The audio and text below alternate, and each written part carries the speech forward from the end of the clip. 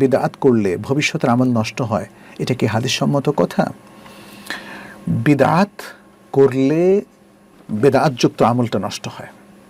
বিদআতের কারণে অন্য আমল যেটা সহিহ সেটা নষ্ট হয় না। তবে বিদআত যদি হয় আকীদাগত বিদআত, অর্থাৎ শিরক বা কুফরি সম্পৃক্ত বিদআত, তাহলে তো সমস্ত আমল বাতিল হবে। যতক্ষণ না সে তওবা করে আবার ইসলামের চৌহদ্দির মধ্যে প্রবেশ করবে, তার আগ পর্যন্ত তার সমস্ত আমল বাতিলই হতে থাকবে। কারণ আমল কবুল হওয়ার জন্য সর্বপ্রথম শর্ত হচ্ছে বিশুদ্ধ ঈমান, পরিপূর্ণ ঈমান।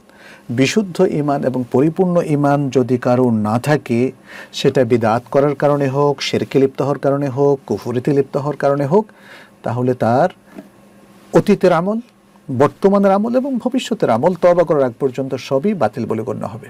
তিনি যদি আবার ইসলামে আসেন, তখন থেকে আবার নতুন করে তার আমল গ্রহণযোগ্য হবে। আর যদি কেউ বেদাতি আমল করেন, তার ঈমান ঠিক আছে, ঈমান থেকে বের হননি, তিনি তার ঈমানের যে সৌধ আছে, ইসলামের যে ভুবনটা আছে, সেটাকে তিনি ধ্বংস করেননি, যদি এমনটাই হয়, তাহলে তার কিছু আমল হয়তো বেদাতি আমল, তিনি হয়তো ছোটোখাটো যে সমস্ত আমলগুলো করছেন সেখানে কিছু বেদাত চালু করে দিয়েছেন, তাহলে তার সে আমলটা বাতিল হবে, তার অন্য সহি আমলগুলো বাতিল হবে না। সুতরাং বিদআত করলে ভবিষ্যতের আমল নষ্ট হয়, এটাকে জেনারেলাইজ করা যাবে না। এটা কোনো কোনো ক্ষেত্রে সঠিক, আবার কোনো কোনো ক্ষেত্রে এটা প্রযোজ্য নয়।